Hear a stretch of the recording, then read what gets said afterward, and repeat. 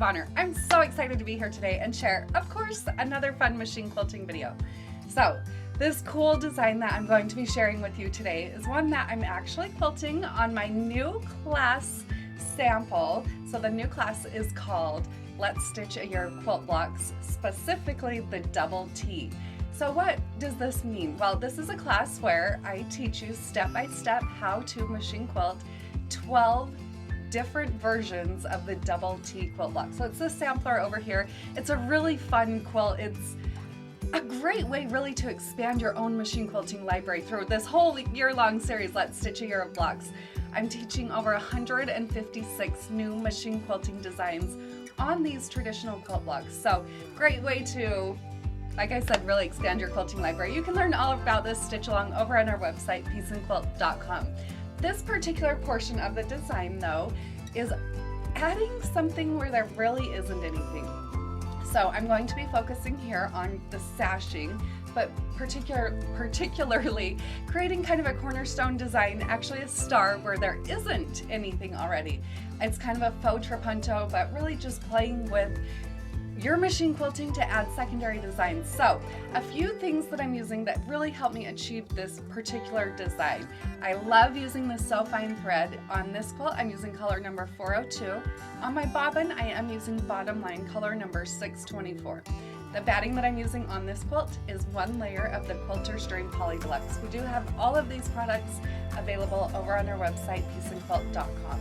Also, to do my marking, I'm going to be using the blue Mark Be Gone marker. That's what I love to use when I do my markings. One little warning though, make sure you never get heat on those markings until you have the ink completely removed from your quilt. So, I do all of my quilting on a Gamble 22-inch machine. Of course, this is hand-guided quilting, and yes, I am using my machine quilting rulers, which are also available on our website. Alrighty friends, I am so excited about this design. Let's hop over to my machine and let's get stitching.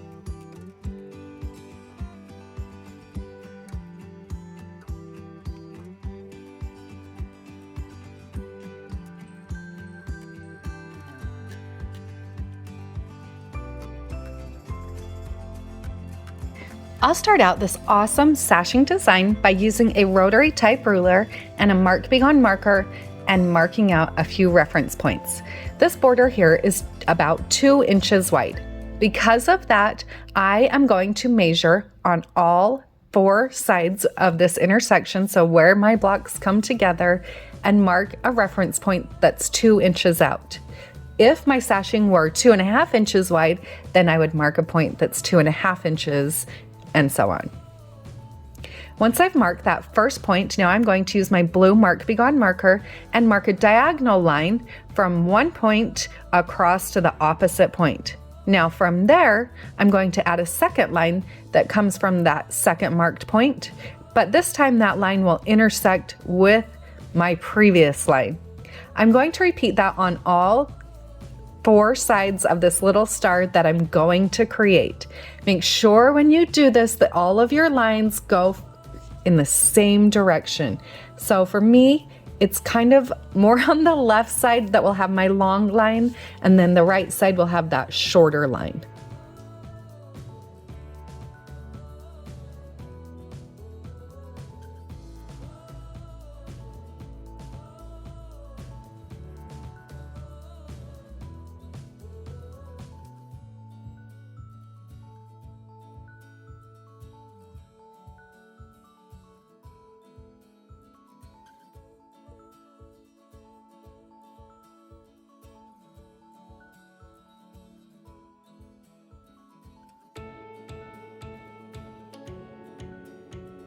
Now that I have those reference lines all marked out, I'm ready to begin quilting.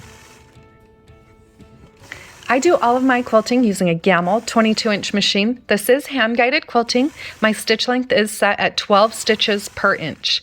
I'm using the mini 4-in-1 machine quilting ruler here, and the thread that I'm using is So Fine, color number 402. So I'm quilting this on this class sample for my upcoming class, the Double T. It's a part of my year-long series, Let's Stitch a Year of Blocks. All right, so I am going to go through and stitch right on top of those lines that I've gone through and marked out. You will notice as I'm stitching along those lines, I am also going to stitch over my previous stitch line in a few places.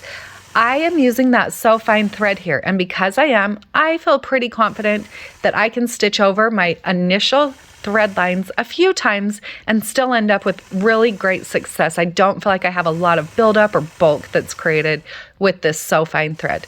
So I'll work my way all the way around all of those marked lines. When I get back to the point where I started, I'm actually going to now travel and create a block, a square, in the section where those 4 blocks come together. Once I've created that square, I am going to fill that square in with a heavy filler. I've chosen to quilt swirls here. The reason I've chosen to quilt swirls, in the rest of my sashing, I'm quilting pebbles as my background filler. Whenever I'm creating a design like this that's kind of a faux trapunto, I like to use heavy fillers around the large open spaces. That really helps the design stand out. And by using something different in the center from what I'm using as my background filler, it creates a little bit of extra interest, and I feel like really makes the star finish nicely. Now, once I have that star complete, I'll travel and I'm going to now go and start filling in those sashings with some pebbles. I love machine quilting pebbles. They're so much fun. So I'm going to work my way here just around a few portions of each of this star with those pebbles. Regularly, I would just work my way across my quilt, but I wanted to show you what this block will look like when it's all complete. Adding secondary designs to negative space on quilts is such a fun way to dress up any quilt design. Once I've filled in all around that star and I have my design all complete, then I will use my misting spray bottle and mist away all of my blue markings. After my quilt's dried, I'll have a beautiful star design that comes to life.